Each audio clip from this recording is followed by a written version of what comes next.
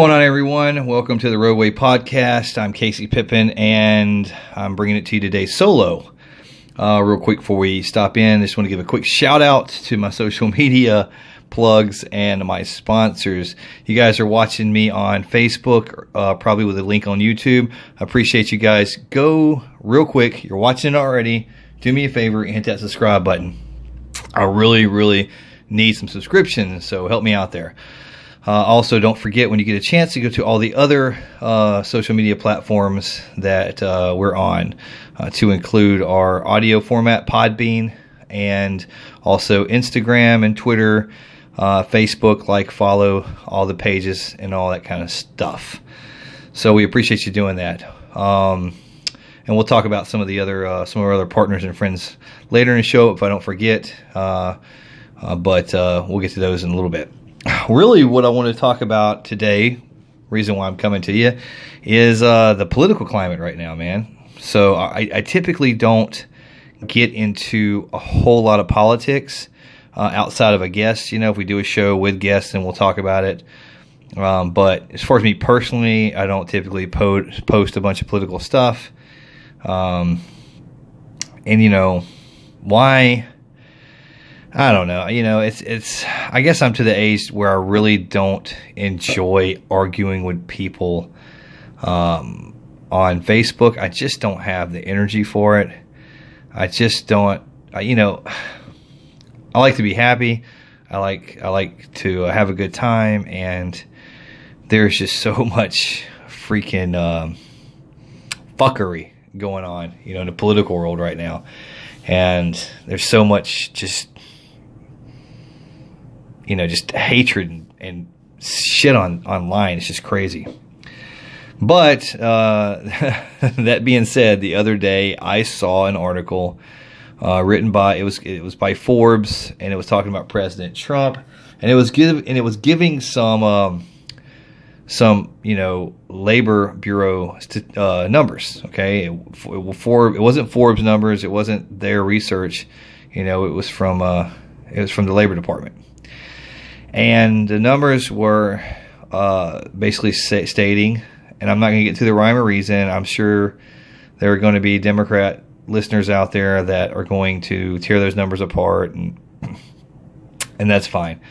But the article was just basically saying that during the Trump administration, that there have been, the rise in manufacturing jobs in the United States has went up over 700%. And I think there's been over 300,000 jobs created. Now, I'm not sure what type of jobs those are and how much they pay and all that other kind of stuff. But 300,000 jobs is 300,000 jobs.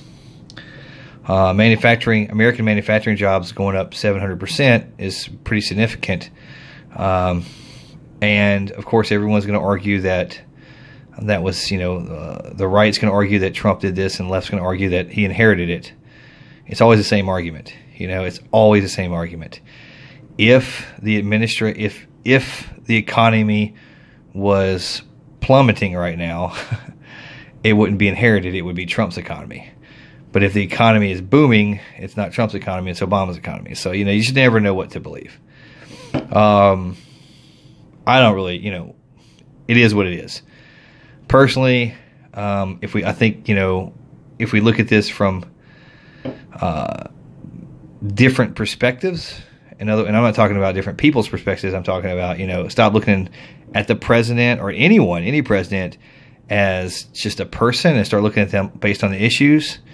Then you're forced to admit that there are bad things and good things about all of them. Okay? I've said this before, and I'll say it again because I think it's important that people understand that, yes, I'm a conservative, but I did vote for President Obama over John McCain. I was not a John McCain fan. I think John McCain is a national hero, but that doesn't mean I have to like him as a politician. All right, just didn't like him. And I voted for Obama during that election. I don't know how many of my conservative listeners or followers or Facebook friends I just lost by saying that, but it is what it is. I did, and I'm not ashamed of that. I never bought into the conspiracy hype surrounding President Obama, all the stuff that, people thought he was not born in America, people thought he was a Muslim, and all that. I've seen it all. Please don't tag a bunch of evidence on this. I've read it all. I don't buy into it. I don't think President Obama was Islamic. Not that it really matters anymore. And, we just elected a couple of Islamic representatives. But I personally think that President Obama is probably more of a secularist than anything. If he's Christian, like he says he is, I would probably say it's more of a formality or a loose Christianity than, that he's a devout Christian. But everyone has their own definitions of devout, so I'm not getting that either. My point is that I just didn't really buy into all that. Look, I think that we've had a dangerous thing going on in this country for a while. I really think that it started, and I could be wrong on this, all of you that are older than me that go back, I could be very wrong on this, but I believe it started with the Clinton presidency. I think because of the impeachment, and I'm not going to argue whether or not the impeachment was right or wrong. I really think you should go back and listen to our episode we were crosswit then. If you go back onto YouTube and you watch the crosswit episode, I forget which number it is, with Sarah Hartness, you'll understand the Clinton impeachment better than I could ever explain it, and I understood it better after talking with her than I've ever understood it before. So go back and watch that one, and if you want to understand that better. But I believe that because of the aggressiveness of the Clinton impeachment process, right or wrong, all right, I'm not saying that that shouldn't have been done, and I'm not saying that it should have been done. I was too young to even pay attention much. I didn't really understand what it was then. But I'm saying that because when that happened, it set, I believe, kind of a domino effect. A couple things. Because the Republican impeachment process, which, everyone that knows history, Bill Clinton was impeached, but he was not found guilty. There's an impeachment and there's a trial. The impeachment is done in Congress and the House, and then the trial is done in the Senate. I don't think I messed that up. I got that right, didn't I? Okay. And anyway, so he was impeached, or he was voted to be impeached by the House, and then, he was acquitted, I guess you could say, in the process. But I think that set an attitude that, you attacked, our president, so we're going to attack yours. And everything was fine at first because everyone was pretty sure that the vice president, Bill Clinton's vice president, Al Gore, would win the presidency following that. Okay, that he would be the next president. And it seemed like a logical thing. I mean, you have Bill Clinton, despite all that stuff, was a very popular president. People liked him. They liked to hear him talk. I mean, he was called Slick Willie for a reason. He's a very likable person. All right. So everyone thought that Al Gore, with Bill Clinton, at his back, that Al Gore would win the presidency. And some people think that he did win the presidency, but he lost due to there was some controversy surrounding the Florida votes, and I'm not here to get into all that stuff. You can research that for yourself. But in the end, President George W. Bush was sworn in as President of the United States following President Clinton.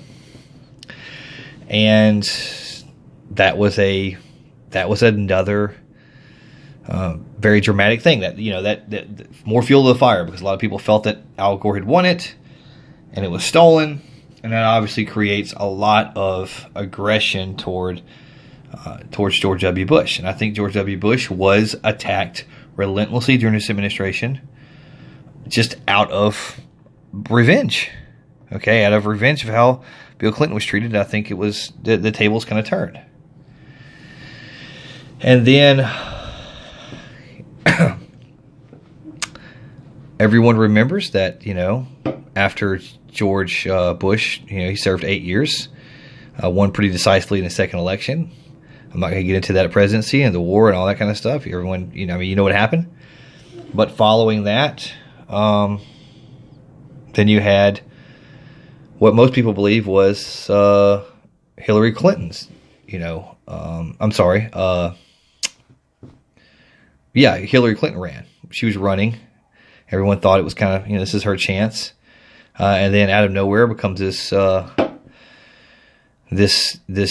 young kind of, I guess you could say, smooth talking man. Barack Obama comes out of nowhere. And I remember the first time I heard him talk. Okay. I remember the first time I heard him talk, and I'm a conservative. Okay. So I'm going to have a conversation. I'm going to talk about this stuff without being so damn mean. All right. And this is the Rogue Way podcast. And being rogue doesn't mean I have to be an asshole. It just means I can say what I want to say. And I'm not worried about pissing the liberals off. And I'm not worried about pissing my own party off. Okay. I'll just say I'm going to tell you the way I look at things, the way I see things. The first time I heard President Obama speak, I knew he was going to be the next president. I told people this. And I voted for him. And yeah, I can vote for a Democrat and still be a Republican. All right, because I looked at the country coming out of the economic situation that we had just entered in 2008. I was in Iraq. I watched all this stuff happen on television. I was coming back home, and the financial crisis of that time. It bothered me that this is what I was going to come home to.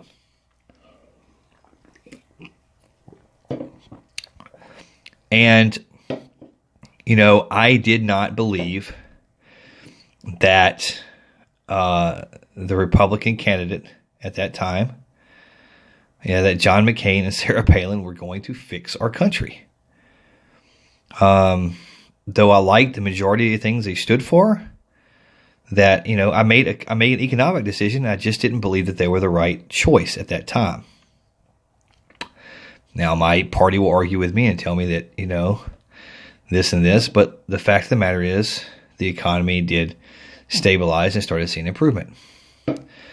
So skipping forward to the, President Obama served 8 years, two-term president, and everyone felt that it was definitely Hillary Clinton's time. Now, I've got a lot of issues with Hillary Clinton, but I'm not going to get into those either. I thought during President Obama's administration, this thing just kept switching back, okay, from Clinton, and I'm sure it goes back further, but I'm just talking about from my observation.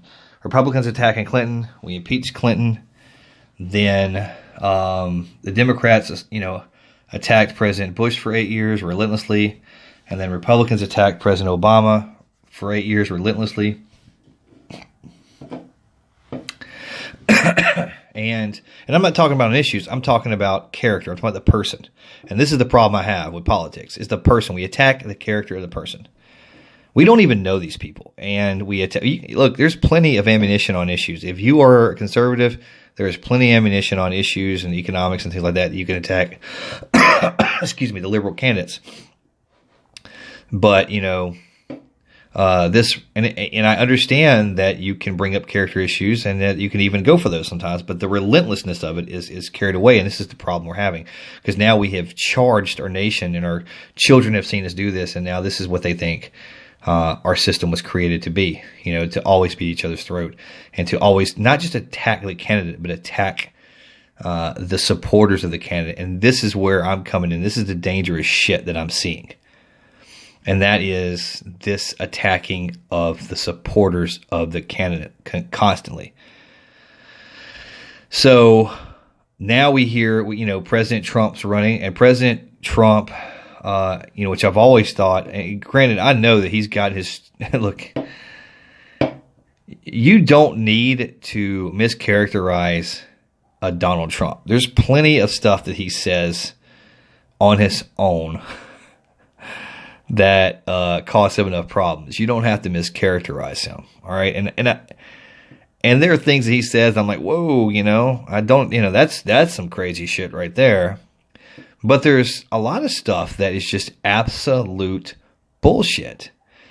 And that stuff transfers over to the supporters. And whenever I read stuff on Facebook where you're calling Trump supporters this, and you're associating Trump supporters with that, and the same thing on the other side.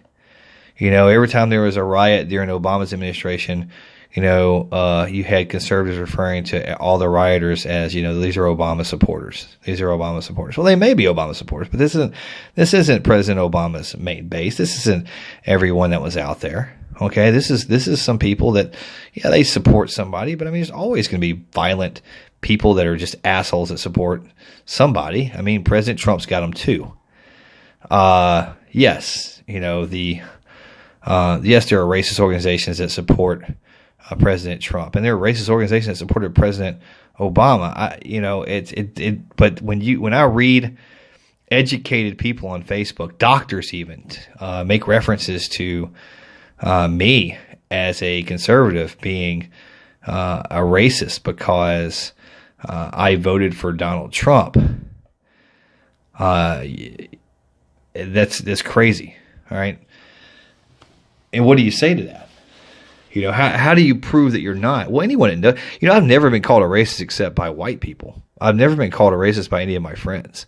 I've never been called a racist in the Marine Corps. And I know that no one wants to hear that, I've got friends that are this, or I got friends that are that.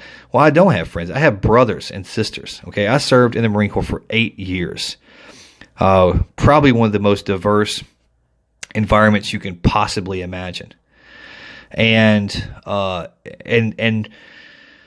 though I was raised, in a very, anti-racist manner, whenever I joined the Marine Corps, the color just never mattered to me. It doesn't matter to me. It doesn't matter to my son. It doesn't matter to my stepson.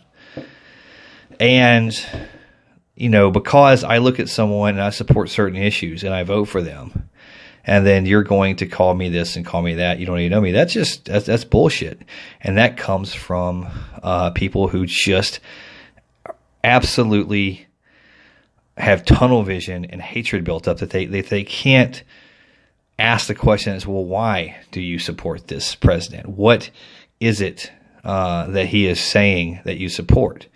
And you might just find out that these people that you're attacking, they don't any more support stuff that's being said than you do, but they look, 300,000 jobs is not a small thing. There are people that need to work. All right. And as far as the character aspect of it is, yeah, I understand that. And I wish we were in a world to where, only the greatest people of greatest character ascended to the presidency. But the fact is that that's not the case.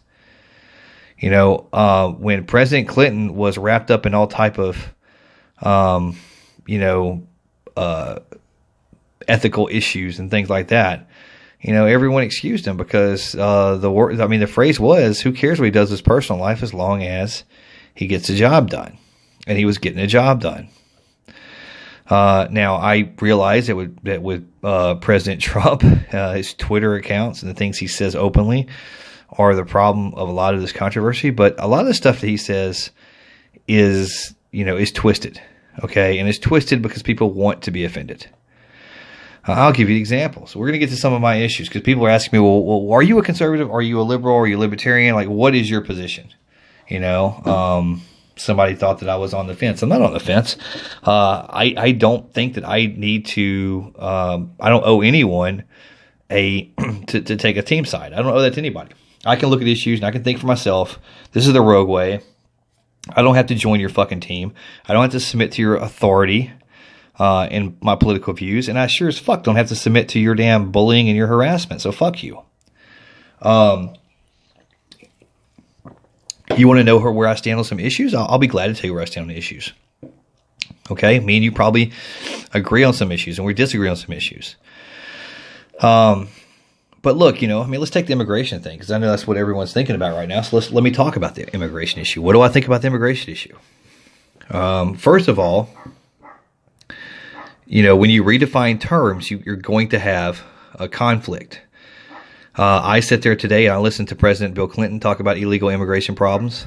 I listened to President Obama talk about illegal immigration problems, and I heard both of them use the term illegal immigrant several times in speeches and talk about we had to do something about securing the borders. I heard both of them say this. So why is it wrong for President Trump to want to do the same thing? Look, here's the deal. You have to decide what you believe. And it's okay. And I can respect someone who believes, look, if you're going to come up to me and say, look, I don't think we should have any type of border security. I don't think we should control who comes across the border. I believe in open borders. I don't agree with that, but I can respect that. At least you have a clear, concise position. All right. You do not believe in borders. You don't think we should do anything about the situation. Everyone should be able to come and go as they please. All right. As much as I disagree with you on that situation, I respect you. I'm definitely not going to get mad at you about that. I'm just going to say I think it's a bad idea. On the flip side, if you want to fix the problem, then the best way to fix it is determine, number one, are we going to have border security, period? We just have to establish that. Are we going to control who comes over the border? If we are, then we have to address the best ways to do that. If we are not, then the position's dead. So if you are if you're of the side that doesn't think we should do anything about it, then the conversation is essentially over with you. Okay, you can oppose everything about border security because in essence you oppose border security. You don't think there should be borders. You basically don't believe in a border. But if you think that the border should be secured, if you think we should have some type of security, then you have to ask yourself what type of security you're talking about. And what do we do to ensure that it's done at the most common sense way? Look, I don't support a wall. Okay, I haven't seen anything that convinces me that I want a wall put up anywhere. I don't, for all the people that say if you don't support a wall, then open your doors to those outside.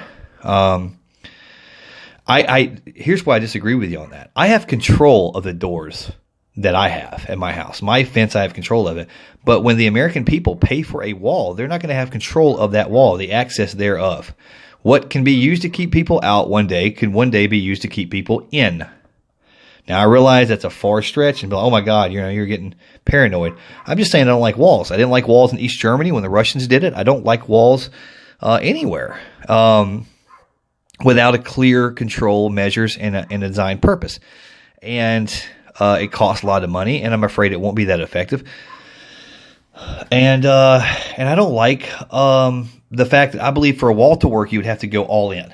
Okay, which means you're gonna have to put the biggest, baddest ass wall all the way across, and you're gonna have to man it for it to work. Otherwise, you're just gonna have, a decoration out there that people are gonna paint up. I mean, look at West and East Berlin. Did it work? Yeah, it worked, but that's what they did. All right, they had a full blown wall. They had soldiers, guarding it. And you're going to have to do that everywhere, all the way across. Otherwise, people are going to cross. And they're going to cross in places where they wouldn't normally cross. There may be areas of the desert now where no one comes across because it's too dangerous. But once there's a wall everywhere but there, they're going to figure out a way to come that way, and they'll start crossing it. So in order for a wall to work, you're going to have to put a wall up the entire way. And I'm not mad at anyone for, if that's your solution, and you stand behind that, then I get it. But I do not. Okay, I don't like walls. Like I said, I'm real suspect of them. Okay, not maybe of the reasons why we're doing it today, but the reason how it may be used in 50 years. So it seems to me that we need to address, and look, I'm not an economic person, and feel free to post disagreements with me, and I'll read them and change my mind. Okay, I'm a little bit like, the change my mind guy, Crowder.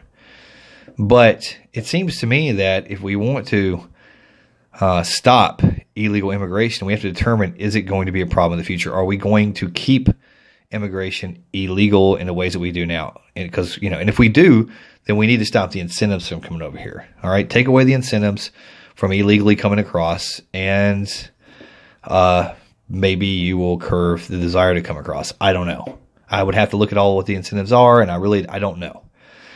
But I know that it was going to be really tough to physically enforce that, and then to deal with the illegal aliens and immigrants that are already here. I said "and" as if they're separate. The illegal immigrants that are already here. What are you going to do about that? I don't see how you can get around amnesty. I don't see how you can feasibly deport people. I mean, look, the problem is huge, and I just don't see a solution for it other than building a no shit giant wall across the country and manning it with soldiers. And I don't like that image for America, and I hope that we can figure out another way. I do.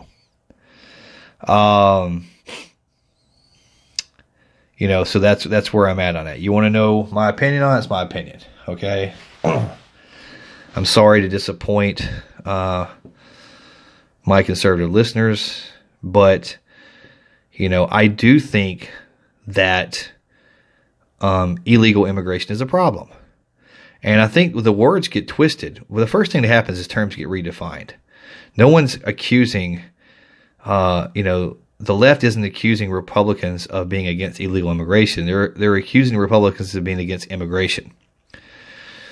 What they're saying is they're saying you don't like immigrants, even though most of you are immigrants. You don't like immigrants. No. We have a system, and we need to determine as a country whether or not we're going to keep manning that system. Are we going to have a legal way to enter the country? And if we have a legal way to enter the country, a proper way, then there's going to automatically by default be an illegal way to do it. And we have to determine if that's going to be where we're going to stay. Or are we just going to abolish the whole system and just drop it and just let whoever, come in and do whatever they want? I don't know. I think we need border security. I don't agree with the wall. I think it's a complex problem. I think we need to start. I think we need to figure out what the incentives are to come here undocumented and illegally, and we need to reform, get rid of those, and figure out a way to where when people can come across, we can have accountability of who's here, we can deal with criminals, and we can put people on a very quick path to staying here and to becoming a citizen. And it's easy for me to say all that as if no one else has thought of that, but everyone's thinking about it, and that's where the problem is. And I think everyone just kind of throws their hands up and they said, let's build a wall. Maybe a wall will be necessary. I just really hope that we can figure something else out. But we need to stop redefining terms. Okay? If I go into Walmart, it's kind of like if I go into Walmart and someone's stealing stuff and I say, hey, they're illegally acquiring products from Walmart, and someone says, well, you're against the consumer. No, I'm not against the consumer. I'm against an illegal consumer. I'm against someone going in there and taking products without paying for them. And why am I against that? Well, because that makes the price of the product go up. Because when the theft is run rampant, then someone has to pay security there has to be measures that are going to cost money to be put in that essentially are going to make the price of that product go up. It's going to come down on my end, okay, which means I'm going to go in there and I'm going to pay more because people are stealing. So I'm not against people having stuff, and I'm not against having programs to enable people to get things that they need, okay? I'm not against helping the needy by far. God knows I'm not against it. But that doesn't justify theft. So maybe we're failing maybe we're failing on the immigration issue because we're not figuring out how to deal with it. We're not addressing the problem, addressing incentives, and maybe our reform isn't, maybe we're failing in that area. And if that's the case, then we need to hold our politicians accountable, and we need to figure something else out. But it doesn't mean that that it's wrong to want to make our system work the way it was intended to work. And just because you don't support illegal immigration doesn't mean that you don't support immigration 100%. We need immigration in this country. We need people coming in. We need our diversity. That's what we were founded on.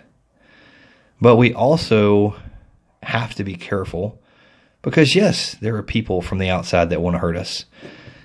Is there more people from the outside that want to hurt us than from the inside? I just don't know anymore. It seems like we have as many people on the inside that want to destroy America as we do on the outside.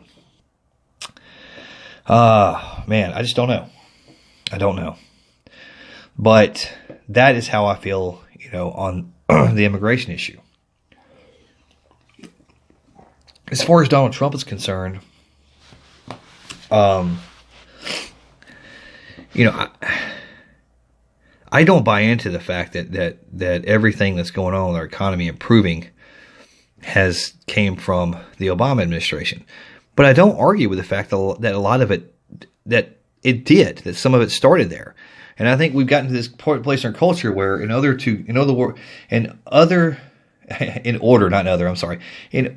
to justify my vote for Donald Trump, I have to paint him as a messiah. And in order to justify my my dislike for him, I have to paint him as a Satan. So when we talk about the economy, what we have is people who either say, well, Trump is solely responsible for this economy being as good as it is right now. And Obama had nothing to do with it. He destroyed the economy coming into it. And then you have the flip side of that, and people say, no, Trump is destroying the economy just like every other Republican has ever done. This is what they say. I'm not saying this. And Obama fixed it. But it never pans out because whichever side is always going to take credit for the good and put the bad on the other person. It's the nature of it. But it doesn't mean just because someone's taking credit for something that is not true. So do I believe that Donald Trump has helped the economy of this country? I absolutely do, at least for the time being. I don't know what the effects will be long term, but I do believe he's helped, and I do believe that things I didn't want to see happen. I didn't want to see the bailouts back in, President Obama's first years. I didn't want to see that. But looking back, was it right? Was it necessary? I don't know. We've still got those companies around. So it's hard for me to say that it wasn't right. It seems like it was. Okay? So I don't understand why we have to completely destroy one idea to raise another. It seems to me that there's a lot of money and a lot of likes and a lot of followers and a lot of hype and a lot of popularity in declaring war with the other side. And if that's the case, then where are you going to put me in this? In order to hate me for voting for Donald Trump, you would have to absolutely disregard everything else I've said in this thing.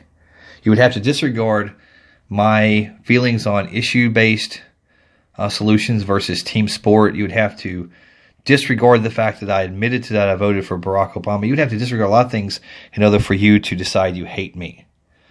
Or you can say one of the things I read yesterday, which was that I was deplorable for posting what I posted. Or I think the term was, I just think it's deplorable for you guys to support someone given, the nature of the character that's been demonstrated by the mainstream media. And I was surprised to see, considering that was referencing me, I was surprised to see some of the names that liked it. I wasn't really, I was surprised. I was surprised that, some people would agree that I'm deplorable. By the way, deplorable means dishonorable. Dishonorable. I've spent my entire life in public service. Okay, I have worked for every level of government there is. I worked for the federal government. I started out working for the state government, and I worked for the federal government. Then I had another job for the federal government, and then I again worked for the state government, and then I work for the city government, and now I work for county government. I have worked for government my entire life. My entire life. And I have served honorably my entire life. I have risked every job that I've ever held required me to risk my life for people that I did not even know. Okay? I have lost friends doing that very thing. I have had brothers and sisters that I have walked beside, that I love dearly, from all backgrounds, from race, religion, whatever. I've had it all. And for someone to say that I am dishonorable is amazing. And it's amazing that somebody that would actually like that when in reference to me specifically. But, what do you say? It's is Donald Trump an honorable man?